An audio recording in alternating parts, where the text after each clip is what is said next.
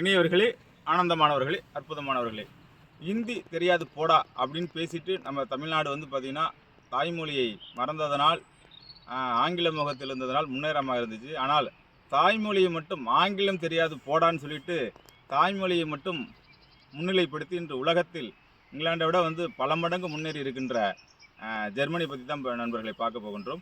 உலகத்தில் மிகப்பெரிய ஆச்சரியமான விஷயம் என்றால் கார் லவர்ஸ் எல்லாருக்குமே தெரியும். இன்றைக்கி வந்து டாப் 5 மெர்சிடிஸ் பென்ஸ் ஆகட்டும், BMW ஆகட்டும், ஆடி கார் ஆகட்டும், இது எல்லாமே வந்து பார்த்திங்கன்னா வேல்ஸ்வாகன் ஆகட்டும், இது எல்லாமே டாப் 5 கம்பெனிஸ் வந்து பார்த்திங்கன்னா ஜெர்மன் பிராண்டு தான். ஜெர்மன்லேருந்து தான் உற்பத்தி ஆகுது நண்பர்களே.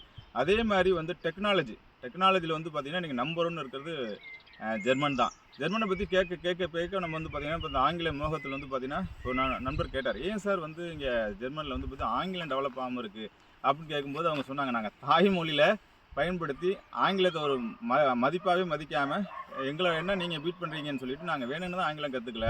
ஆனால் நாங்கள் இப்போ என்ன குறைஞ்சி போச்சோம், தாய்மொழியில் கற்றுக்கிட்டு எங்களுடைய ஃப்ரான்ஸ் மொழியில் கற்றுக்கிட்டு இன்றைக்கி வந்து பார்த்திங்கன்னா எங்களுடைய ஜெர்மன் மொழியில் இன்றைக்கி வந்து நம்பர் 1 டாப் லெவலில் எக்கனாமிக்கல் ரீதியாக சரி, டெக்னாலஜி ரீதியாக சரி, இன்றைக்கி வேர்ல்டு வைடு வந்து பார்த்திங்கன்னா மெடிக்கல் சயின்ஸ். அதே மாதிரி வந்து பார்த்திங்கன்னா 400 ஆண்டுகளுக்கு முன்னாடி தெரியும் டாக்டர் ஹனுமன் பார்ன் இன் ஜெர்மனிலேருந்து தான் இந்த ஹோமியோபதியை உலகத்துக்கு கொடுத்தார். இன்றைக்கி நவீன மருத்துவத்தில், மருந்தில்லா மருத்துவத்தில் இன்றைக்கி உலகம் முழுவதும் பறைய கிடக்கின்ற இந்த டாக்டர் ஹனுமனுடைய ஹோமியோபதி ஜெர்மன் தான். நிறைய இந்தியன்ஸ் வந்து பார்த்திங்கன்னா ஜெர்மன்லேருந்து இந்த மருந்து, ஜெர்மன்லேருந்து அந்த ஜெர்மன் அப்படிங்கிற வார்த்தைகள் வந்து நம்ம வந்து ஒரு ஆங்கில மோகத்தில் ஒரு இங்கிலாந்து அப்படிங்கிற ஒரு அடிமைப்பட்டு கிடந்ததுனால நம்ம வந்து ஆங்கில கண்ட்ரிகளை நம்மளை வந்து ரொம்ப பெருசாக நினச்சிட்டு இருக்கோம்.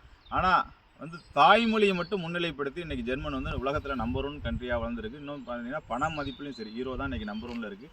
அது யூரோப்பியன்ஸ் வந்து பார்த்திங்கனாக்கா தன்னுடைய தாய்மொழியிலேயே உயர்ந்திருக்கின்றார்கள். அதுபோன்று நாமும் நம் தாய்மொழியை மறந்தோம், நம்மை நாமே மறந்தோம், நம்முடைய சித்தர்களுடைய மரபுகளை மறந்தோம், சித்தர்களுடைய ஓலைச்சுவடிகளை மறந்தோம், சித்தர்களுடைய மருத்துவத்தை மறந்தோம் என்று அதனால் இன்று தமிழர்கள் கஷ்டப்பட்டு கொண்டிருக்கின்றார்கள். நாம் தமிழ் மொழியை முன்னிலைப்படுத்தியிருந்தால் நானும் இன்னைக்கு வந்து ஜெர்மனியோட உலக நாடுகளோட போட்டி போடுற அளவுக்கு இருக்கலாம். இன்றைக்கி 10ஓட 11 இன்றைக்கும் ஹிந்தி தெரியாது போடான்னு சொல்லிட்டு ஹிந்தி முகத்தில் நம்ம அழைந்து கொண்டிருக்கும் நண்பர்களே. ஆகவே தாய்மொழி யார் அவர் தூக்கி பிடிக்கின்றார்களோ, தாய்ப்பாலுக்கு சமமான தாய்மொழி, அதை தூக்கி பிடிப்பவர் உலகத்தை ஆளுகின்றார்கள், உலகத்தில் ஜெயித்திருக்கின்றார்கள் என்பதற்கு நவீன காலத்தில் முன்னேறி இருக்கின்ற ஜெர்மனி மிகச்சிறந்த உதாரணம் நண்பர்களே.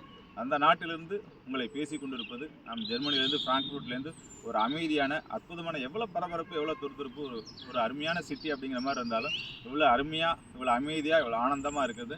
எல்லோருமே வந்து இங்கே இருக்கிறவர்கள் வந்து வாழ்க்கையை கொண்டாடுகின்றார், வாழ்க்கையை அமைதியாக என்ஜாய் பண்ணுறாங்க, வாழ்க்கையை முழுமையாக ரசிக்கின்றார்கள் நண்பர்களே. நாமும் நம்முடைய தாய்மொழியில் முழுமையாக முன்னிலைப்படுத்தி நம்முடைய வாழ்க்கையை ஆனந்தமாக, சந்தோஷமாக கொண்டு செல்வோம் நண்பர்களே.